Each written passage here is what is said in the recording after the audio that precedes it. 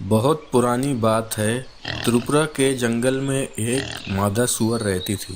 एक दिन वह जब जंगल में अपने बच्चों के लिए भोजन खोज रही थी तो उसे झाड़ी के पास एक बाघ का छोटा बच्चा दिखा। तो वो डर के मारे वहां से थोड़ा दूर झाड़ियों में छुपकर देखने लगी कि कहीं ऐसा तो नहीं है कि उसकी माँ बाघिन वहीं पास में हो और बच्चे के पास आता देखकर वो उस पर हमला कर दे। तो वो वहीं झाड़ियों के पास ही काफ़ी देर तक बैठी रही, लेकिन कोई नहीं आया। उसके बाद जब देखा उसने कि अब अंधेरा होने वाला है तो उसको चिंता हुई कि लगता है बाघिन को किसी शिकारी द्वारा मार दिया गया है और उसके बच्चे को इस तरह अकेला छोड़ना ठीक नहीं रहेगा। तो उसे दया आ जाती है और वो सोचती है कि मैं कैसे इस हालत में इस अनाथ शावक को छोड़ सकती हूँ। आखिर मैं भी एक माँ हूँ और मेरे पीछे इस शावक को कोई खा जाएगा। मादा सूअर अपने बच्चों के साथ शावक की भी देखभाल करने लगती है और बाघ शावक भी सूअर के परिवार का ही एक सदस्य बन जाता है और वह सूअर के बच्चे के साथ रहते रहते बड़ा हो जाता है। काफ़ी समय बाद सूअर की माँ की मौत हो जाती है। जब तक वह शावक एक विकसित बाघ बन चुका था और सूअर के बच्चे भी बड़े हो गए थे और बाघ अपनी प्रवृत्ति के अनुसार वो अब सूअर के बच्चों का मांस खाना चाहता था और वो हर समय यही सोचता रहता था कि सूअरों का मांस किस तरीके से खाया जाए। अब वो अपने परिवार के सूअरों पर हमला करने से बदनाम हो सकता था, इसलिए उसने एक योजना बनाई। एक दिन बाघ ने सूअर में से एक से कहा, भाई, कल रात मैंने एक सपना देखा था।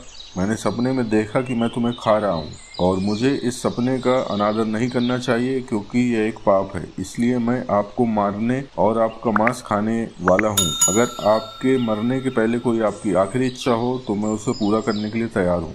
सूअर अपनी पूरी कोशिश करके बाघ को समझाते हैं कि ये एक सपना है भाई, इसका वास्तविकता से कोई लेना देना नहीं है। लेकिन बाघ नहीं मानता, वह अड़ा रहता है। अब सूअर को एहसास हो जाता है कि बाघ के चुंगल से बचना बहुत मुश्किल है। तो सूअर बोलता है, अगर तुम मुझे मार दोगे तो दूसरे सूअरों में आपकी बदनामी होगी। तो मुझे लगता है कि यह बेहतर होगा कि मारने से पहले 3 जानवरों से आपके इस सपने के बारे में स्वीकृति ले ली जाए। तो बाघ इस प्रस्ताव पर सहमति व्यक्त करता है। फिर वो दोनों सबसे पहले बंदर के पास गए और उनको पूरी कहानी बताते हैं। तो बंदर इस प्रस्ताव का समर्थन करता है और बोलता है कि बाघ ऐसा कर सकता है। इस बात से बाघ खुश हो जाता है, लेकिन सूअर परेशान हो जाता है। उसके बाद वो लोग गधे के पास जाते हैं और गधे को अपनी बात बताते हैं। तो गधा भी बाघ का समर्थन करता है और इस बात से सूअर और भी परेशान हो जाता है।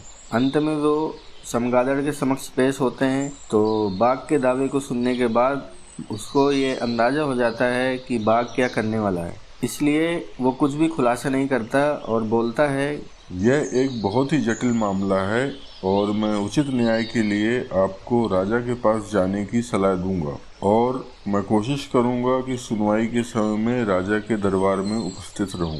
बाघ और सूअर राजा की अदालत में पेश होते हैं और पूरा प्रकरण बताते हैं। सूअर ने राजा को एक गवाह के बहुत जल्दी उपस्थित होने की जानकारी भी दी।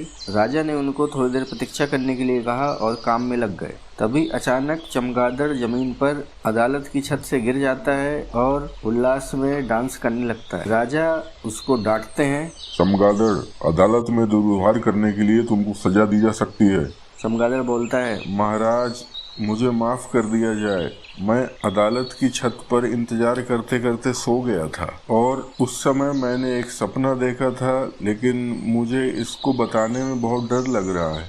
तो राजा कहते हैं, चिंता मत करो, बिना किसी डर के अपने सपने का बयान कर सकते हो। तो चमगादड़ बोलता है, महाराज, मेरे सपने में मैंने देखा कि मैंने एक राजकुमारी से शादी की है।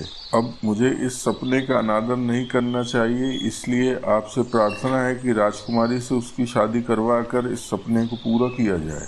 राजा बहुत क्रोधित हो जाता है और बोलता है, चमगादड़, अपनी औकात में रहो। इस तरह की वाहियात मांग के लिए यहाँ न आया करो, नहीं तो तुम्हें कड़ी से कड़ी सजा सुनाई जाएगी। किसी सपने के आधार पर किसी प्रस्ताव को रखना उचित नहीं है। यह एक सपना है और वास्तविकता से इसका कोई लेना देना नहीं है। चमगादड़ बोलता है, अगर ये सच है तो फिर ये कैसे बाघ अपने सपने के दम पर सूअर को मारने के लिए, मांस को खाने के लिए मांग कर सकता है। राजा उसके बाद फैसला सुनाते हैं कि सपने की वजह से कोई किसी को नहीं मार सकता है और ना ही उसका मांस खा सकता है। इसलिए बाघ के इस प्रस्ताव को खारिज किया जाता है और उसको ये आदेश दिया जाता है कि वो अब सूअरों के साथ नहीं रह सकते, इसलिए बाघ और सूअर अब जंगल में अलग अलग रहेंगे। तो दोस्तों, ये कहानी आपको कैसी लगी कमेंट करके ज़रूर बताइए। इस वीडियो को लाइक करिए, चैनल को सब्सक्राइब करने के बाद बेल आइकन जरूर दबाएं।